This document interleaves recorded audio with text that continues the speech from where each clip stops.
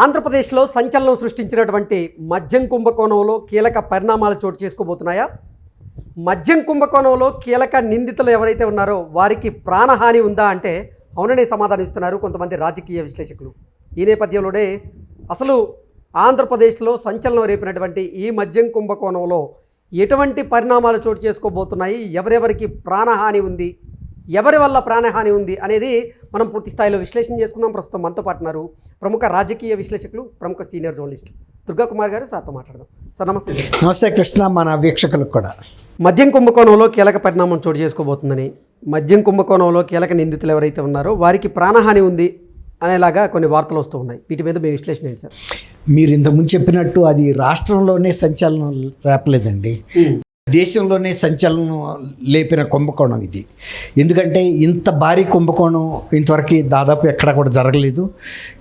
దీని లోతు ఎంత అంటే ఎంత పరిమాణంలో జరిగింది అనేది కూడా ఎవరు చెప్పలేని పరిస్థితిగా ఉంది. ఇప్పుడు సిట్ అధికారులు కూడా ప్రాథమిక అంచనాలే తప్ప ఇది సంవత్సరానికి ఎంత సగటున అమ్మారు వీళ్ళు, ఆ తర్వాత అందులో ఎంత మార్జిన్స్ ఉన్నాయి అనేది కూడా గతంలో అంటే ఇండియన్ మేడ్ ఫారిన్ లిక్కర్ అని ఒక స్టాండర్డ్ అంటే ఒక ప్రామాణికమైన మద్యం ఉండేది దేశంలో అన్ని రాష్ట్రాలతో పాటు ఆంధ్రప్రదేశ్లో కూడా. కానీ వైఎస్ఆర్సీపీ వచ్చిన తర్వాత దాని నాణ్యత అనేది కనీస ప్రమాణానికి పడిపోయింది. అంటే అతి తక్కువ ఖర్చుతో తయారు చేసి అతి ఎక్కువ ఖర్చుకి అమ్మారు. దాని మూలన ఎంత లాభాలు వచ్చినాయి, ఆ డబ్బులు ఎక్కడికి వెళ్ళినాయి, దీనిలో ప్రధాన పాత్రధారులు ఎవరు, అసలు సూత్రధారులు ఎవరు అనేది అసలు దేశం మొత్తం నివ్వెరపోయి చూస్తూ ఉన్న పరిస్థితుల్లో ఇప్పుడు కొంతమంది అరెస్టులు అయితే జరిగినాయి. ఇప్పుడు విజయసాయిరెడ్డి గారే స్వచ్ఛందంగా ఈ కేసులో ఎవరెవరు పాత్ర ఏంటనేది నేను చెబుతానని ఆయనే ముందుకొచ్చాడు. కర్త కర్మ క్రియ కసిరెడ్డి రాజు అని చెప్పాడు. కానీ ఆయన ఏం చెప్పాడు, నేను మొత్తం కాదు, ఆయన గుడ్డలు కూడా నేను ఓడదీస్తాను, నా సగం గుడ్డలు ఓడదీస్తాడు, ఆయన పూర్తి గుడ్డలు ఓడదీస్తాను, అట్లా ఒకడు నువ్వు సవటాయి అంటే నీకన్నా మించిన సవటాయి నేను అన్నట్టు మొత్తం అసలు ఇది జగన్మోహన్ రెడ్డి పెట్టిన సూత్రం ఇదంతా దాని ప్రకారమే జరిగింది అనేది అందరూ చెప్పారు. మద్యం కుంభకోణంలో కీలక నిందితులు ఎవరైతే ఉన్నారో వారి వేళ్ళన్నీ కూడా జగన్మోహన్ రెడ్డి వైపే చూపిస్తున్నాయా? ఈ మద్యం కుంభకోణంలో జగన్మోహన్ రెడ్డి అరెస్ట్ అవ్వడం ఖాయమా అంటే ఏం చెప్తారు? ఖచ్చితంగా అది అక్కడికే చూపిష్టం కాదు, అసలు ఆదేశించిందే ఆయన. ఇప్పుడు పరిస్థితి ఏంటంటే ఇంత భారీ కుంభకోణంలో వీళ్ళందరూ మెయిన్ పాత్రధారులు అరెస్ట్ అయితే సూత్రధారి బయటకు వస్తాడనే అంశం మీద వీళ్ళ ప్రాణానికి హాని జరుగుతుందని ఇంటెలిజెన్స్ వాళ్ళు ఆల్రెడీ ప్రభుత్వానికి ఒక హెచ్చరిక పంపినట్టు తెలుస్తుంది. ఇది ఎందుకు పంపారంటే వివేకానంద రెడ్డి గారి హత్య కేసులో కూడా సాక్షులుగా ఉన్న దాదాపు 5గురు ప్రత్యక్షంగానో పరోక్షంగా పాత్ర ఉన్న వేరే ఇంకొకరు 6గురు చనిపోయారు. అనుమానాస్పద మరణాలు జరిగినాయి. దాని మీద కూడా సిట్ వేశారు. జాతీయ స్థాయిలో సిబిఐ కూడా నివ్వెరపోయింది. సుప్రీంకోర్టు ముందు కూడా ఒప్పుకుంది, అవును అకాల మరణాలు అనుమానాస్పద మరణాలు జరిగిన మాట వాస్తవం, అందువల్ల ఈ విషయంలో బెయిల్ కొంతమందికి ఇవ్వటం వలన ఇంకా కొన్ని కూడా జరిగే అవకాశం ఉందని కూడా సుప్రీంకోర్టు ముందు సిబిఐ ఒప్పుకుంది. అట్లాగే పరిటాల రవి హత్య కేసులో ప్రధానమైన పాత్రధారు మొద్దుసీను జైల్లో చనిపోయాడు. అసలు ఇంతవరకు ఆంధ్రప్రదేశ్ చరిత్రలో జరగలేదు అట్లాంటి సంఘటన. అంత పెద్ద కేసులో ఒక్కటే ముద్దాయి ఎవరికైతే కీలకమైన పాత్ర ఉందో ఆ వ్యక్తి కనుక బతికితే అసలు సూత్రధారులు బయటపడతారని, అది రాజశేఖర రెడ్డి గారు ముఖ్యమంత్రిగా ఉండగా కూడా అతను జైల్లో చనిపోయాడు. అనుమానాస్పదంగా ఎవరో ఒక దిక్కు దివాణం లేని వ్యక్తి కొట్టి చంపాడు. రాష్ట్రం మొత్తాన్ని గడగడలాడిచ్చిన మొద్దుసీను ఒక అనామకుడి చేతిలో చచ్చిపోయాడు. ఇవన్నీ కూడా ప్రభుత్వ హత్యలేను, ప్రభుత్వం దీని వెనకాల ఉంది అనేది తెలుస్తుంది. సూత్రధారులు ప్రభుత్వానికి కూడా ఎవరైతే సూత్రధారులు, ఇప్పుడు ఇంత వేల కోట్ల రూపాయల కుంభకోణంలో సూత్రధారులు ఇవాళ ప్రధాన ముద్దాయిలుగా ఉండి జైల్లో ఉన్న వ్యక్తులు కానీ బయట ఉన్న వ్యక్తులకు కానీ రేపు వీళ్ళు ఈ అంశాలన్నీ కనుక తెలియజేస్తే సిట్కి కానీ, లేకపోతే ఇప్పుడు ఈడీ కూడా ఎంటర్ అయింది. ఇప్పుడు ఈడీకి కనుక చెప్తే ఈ కేసులో అసలు సూత్రధారుల దగ్గర నుంచి రెవెన్యూ రికవరీ ద్వారా డబ్బులు తీసుకుంటారు, భారీ శిక్షలు కూడా పడతాయి. అందువల్ల అసలు వీళ్ళు ఈ విచారణ వచ్చే దశకి లోపల ఒక్కొక్కరిని ఎలా ఎలిమినేట్ చేయాలి, ఎవరిని ఎట్లా పైకి పంపాలనే ప్రయత్నం కూడా జరుగుతుందని ఇంటెలిజెన్స్ వాళ్ళు రాష్ట్ర ప్రభుత్వానికి హెచ్చరించినట్టు తెలిసింది. దీని దీంతో ఇవాళ సిట్ అధికారులు కూడా వాళ్ళ వ్యక్తిగత భద్రత మీద కూడా దృష్టి పెట్టినట్టు ఇవాళ బయటికి వచ్చింది. వాళ్ళు అంతర్గతంగా ఉన్నత పోలీస్ అధికారులు, ఈడీలో ఉన్నత అధికారులు వాళ్ళందరూ కూడా సంయుక్తంగా ఆలోచన చేసి వీళ్ళకి వ్యక్తిగతమైన భద్రత కల్పించాలి, లేకపోతే గనక వీళ్ళకి ఏదైనా ప్రమాదం జరిగితే సూత్రధారులు తప్పించుకెళ్ళిపోతారు. ఇప్పుడు సేమ్ వివేకానంద రెడ్డి గారి హత్య కేసులో ప్రధానమైన వ్యక్తులందరూ ఇదయ్యారు. అసలు సూత్రధారులు కేసుని విచారణకు రానివ్వట్లేదు. అలాగే ముద్దుసీన్ పరిటాల రవి గారి హత్య అయితే డైల్యూట్ అయిపోయింది. ఎప్పుడైతే ముద్దుసీన్ మొత్తం కీలకమైన వ్యక్తి చనిపోయిన తర్వాత ఇంకా కేసు ఏముంది, ఇంకెవరి మీద ఉంటుంది. కానీ అసలు పాత్రధారి ముద్దుసీన్ అయితే కాదు.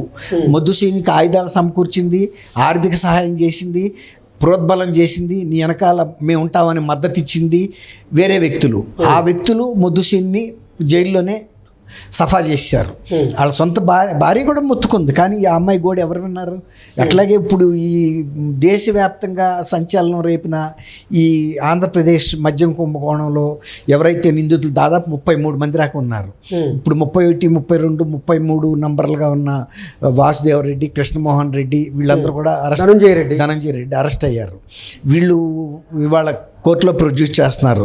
బహుశా రిమాండ్ ఇది అడిగారు వీళ్ళు, పోలీసులు ఇస్తారు. ఇప్పుడు వీళ్ళు రివీల్ చేసే అంశాలు చాలా కీలకమైన అంశాలు.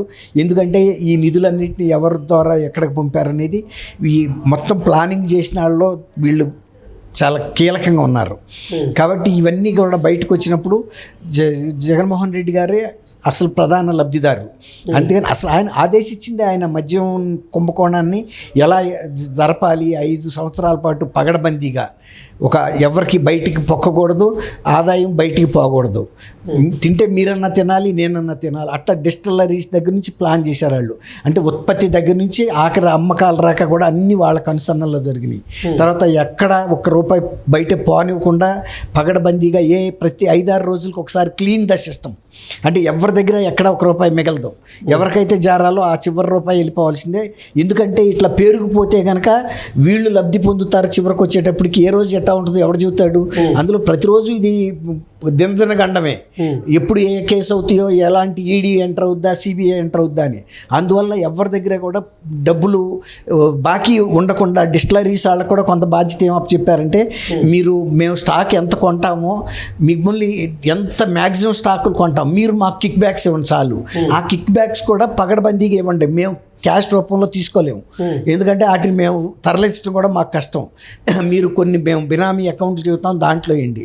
లేదంటే గోల్డ్ రూపంలో ఫలానా డైమండ్స్ దగ్గర కొనండి, అలా ప్లాటినం కొనండి. ఇలా ప్రతిదీ కూడా ఒక స్కెచ్ ప్రకారం వేసిన విషయం అతను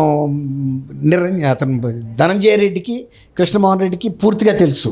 వాళ్ళు కూడా ఎంత కీలక పాత్రధారులు అంటే, రాజ్ కసిరెడ్డి ఎంత కీలకమో, తర్వాత విజయసాయి రెడ్డి ఎంత కీలకమో, మిథున్ రెడ్డి ఎంత కీలకమో, తర్వాత ఇది బెవరేజెస్ కార్పొరేషను వాసుదేవరెడ్డి, కృష్ణప్రసాద్ వీళ్ళు చాలా కీలకమైన వ్యక్తులు. అసలు ఇప్పుడు కీలక నిందితులకి ఎవరి వల్ల ప్రాణహాని ఉంది, ఎవరెవరికి ప్రాణహాని ఉండేటువంటి అవకాశం ఉంది? ఎవరైతే ప్రధాన లబ్ధిదారిగా ఉన్నాడో వాళ్ళు బయటకు వచ్చే పరిస్థితి ఉంటుంది. కాబట్టి ఇంటెలిజెన్స్ వాళ్ళు భయపడుతున్నారు. ఎందుకంటే వివేకానంద రెడ్డి గారు హత్య కేసులో కూడా సేమ్ మోడస్ ఆపరెండి చేశారు. అది చివరికి సుప్రీంకోర్టు కూడా సిబిఐని అడిగింది, అవునా ఇంతమంది చనిపోయారు, అకాల మరణాలు, అనుమానాస్పద అనుమానాస్పదమే. ఈ పరిస్థితుల్లో ఇక్కడ కూడా అదే సీన్ రిపీట్ అవుతుంది.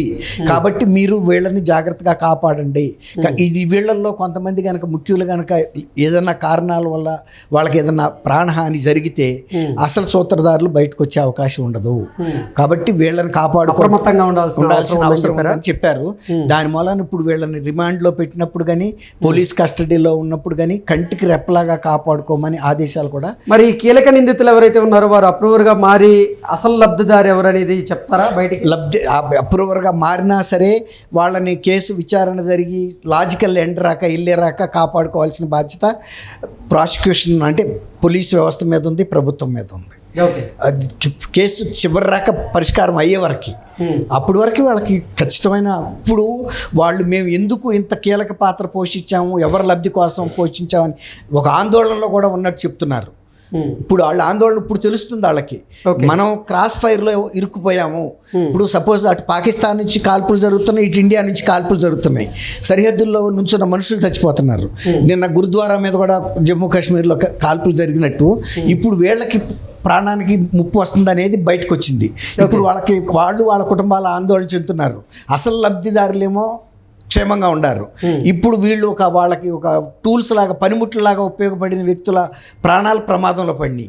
కాబట్టి వాళ్ళ పోలీసు వ్యవస్థ కాపాడాలి, ప్రభుత్వం కూడా చర్యలు తీసుకోవాలి. అవసరమైతే ఈడీ అధికారులు కూడా చొరవ తీసుకుని వీళ్ళకి తగిన భద్రత అయితే ఏర్పాటు చేయాల్సిన అవసరం ఉంది.